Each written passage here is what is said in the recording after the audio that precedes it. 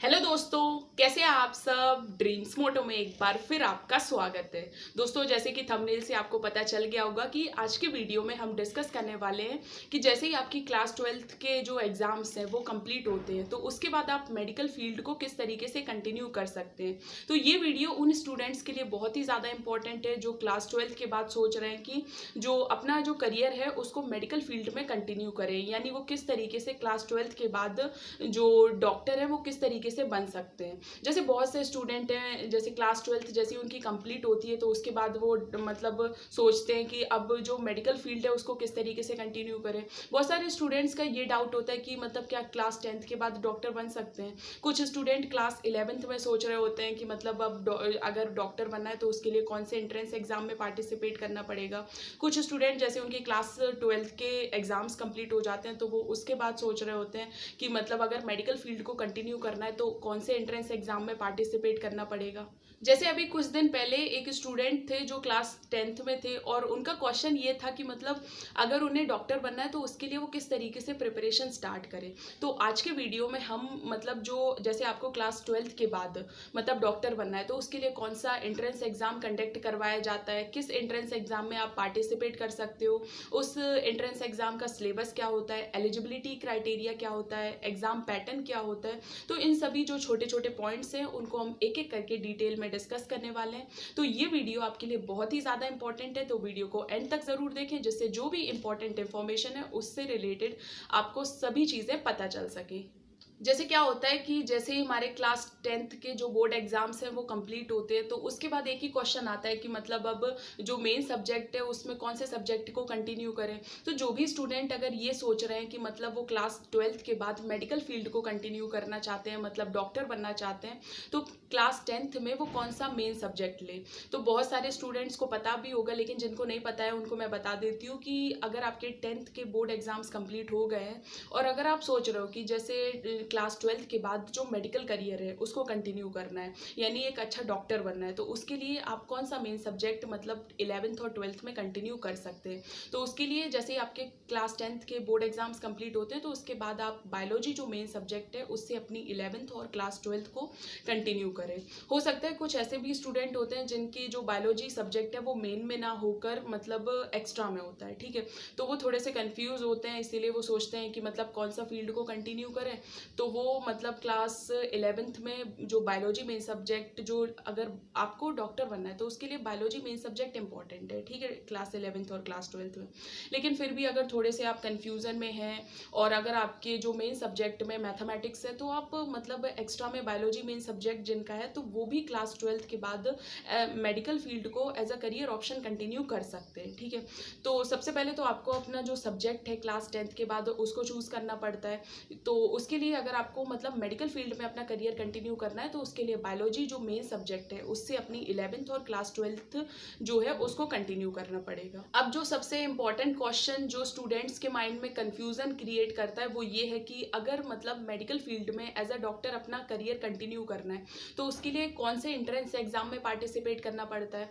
तो मैं आपको बता दूं कि जैसे इंडिया में नीट एग्जाम जो है वो कंडक्ट करवाया जाता है, ठीक है, जिसमें ऑल इंडिया से जो भी स्टूडेंट है वो पार्टिसिपेट करते हैं। और जब आप नीट एग्जाम में सेलेक्ट हो जाते हो तो आप जो मेडिकल कॉलेजेस हैं उनसे अपनी एमबीबीएस की डिग्री जो है उसको कंटिन्यू कर सकते हो।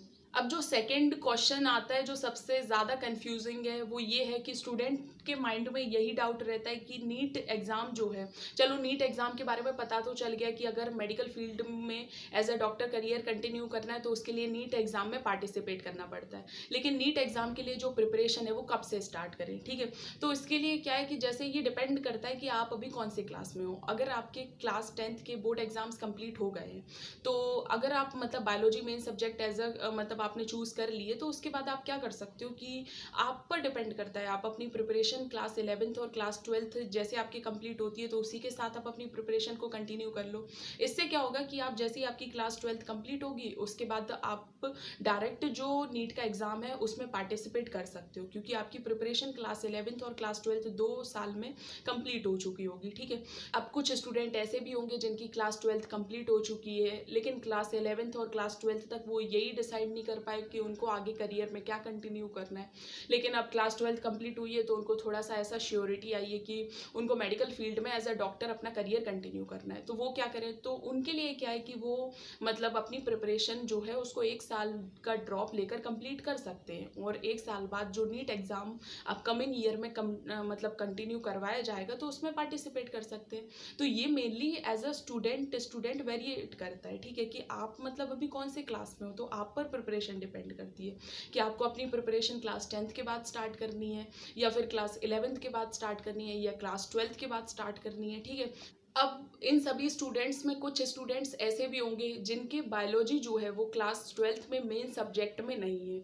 अब ये वो स्टूडेंट है जिन्होंने मेन सब्जेक्ट में मैथमेटिक्स ले लिया है, ठीक है, लेकिन वो ये सोच रहे हैं कि अगर मतलब मैथमेटिक्स फील्ड में कुछ नहीं हुआ तो मतलब ये जो एक्स्ट्रा में बायोलॉजी सब्जेक्ट लिया है उसके साथ क्या मेडिकल फील्ड को कंटिन्यू कर सकते हैं। तो आप बिल्कुल, अगर आप मतलब ये सोच रहे हो कि मतलब आपके जो मेन सब्जेक्ट में कोई दूसरा सब्जेक्ट है और बायोलॉजी सब्जेक्ट जो है वो एक्स्ट्रा में, तो आप मतलब नीट एग्ज़ाम में पार्टिसिपेट कर सकते हो, आप नीट के लिए प्रिपेयर कर सकते हो, और उसके बाद जो अपकमिंग ईयर में नीट एग्ज़ाम कंडक्ट करवाया जाएगा उसमें पार्टिसिपेट कर सकते हो और मेडिकल करियर जो है उसको कंटिन्यू कर सकते हो।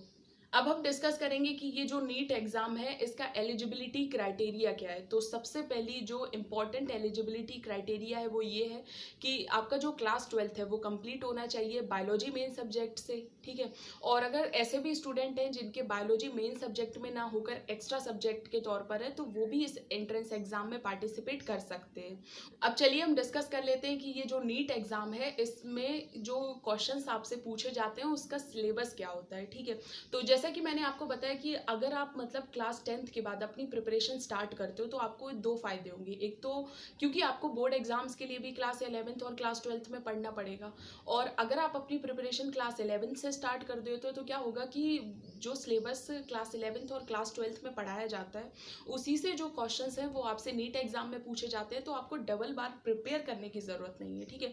तो इसका जो भी सिलेबस है इस एग्ज़ाम का वो मेनली क्लास 11th और class 12th physics, chemistry, biology का जो भी क्लास 11th और क्लास 12th का सब्जेक्ट है उसी से एमसीक्यूज जो हैं यानी मल्टीपल चॉइस क्वेश्चंस जो हैं वो आपसे नीट एग्जाम में पूछे जाते हैं। चलिए हम इस एग्जाम का जो एग्जाम पैटर्न है उसको भी एक बार डिस्कस कर लेते हैं। तो ये एग्जाम जैसे मैंने कि बताया कि ये एग्जाम जो है वो ऑनलाइन मोड से कंडक्ट करवाया जाता है, ठीक है, यानी कंप्यूटर बेस्ड एग्जाम है, ठीक है। उसके अलावा इस एग्जाम में निगेटिव मार्किंग जो है वो भी कंसीडर्ड की जाती है, ठीक है।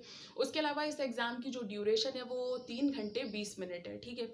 और इस एग्जाम में जो क्वेश्चंस आपसे पूछे जाते हैं वो टोटल 200 क्वेश्चंस आपसे पूछे जाते हैं, ठीक है। हालांकि 200 क्वेश्चन आपको नहीं करने होते हैं, आपको टोटल 180 क्वेश्चन करने होते हैं, ठीक है।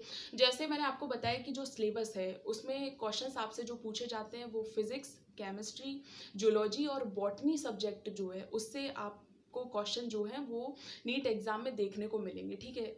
आप जब नीट एग्ज़ाम के लिए प्रिपरेशन स्टार्ट करोगे, जो प्रिपरेशन ख़त्म होने के बाद जो मॉक टेस्ट वगैरह में पार्टिसिपेट करोगे, तो आप जो एग्ज़ाम पैटर्न है उससे फैमिलियर हो जाओगे, ठीक है। तो ये जो इंपॉर्टेंट पॉइंट्स थे जिनको हमने नीट एग्ज़ाम से रिलेटेड डिस्कस किया है। आपके जो भी क्वेश्चंस हैं, अगर कोई डाउट है, कोई कन्फ्यूज़न है नीट एग्ज़ाम से रिलेटेड या फिर कोई मतलब क्वेश्चन है, तो आप कमेंट सेक्शन में पूछ सकते हो। होप सो दोस्तों आपको वीडियो पसंद आया हो तो वीडियो को लाइक ज़रूर करें। Thank you so much for watching.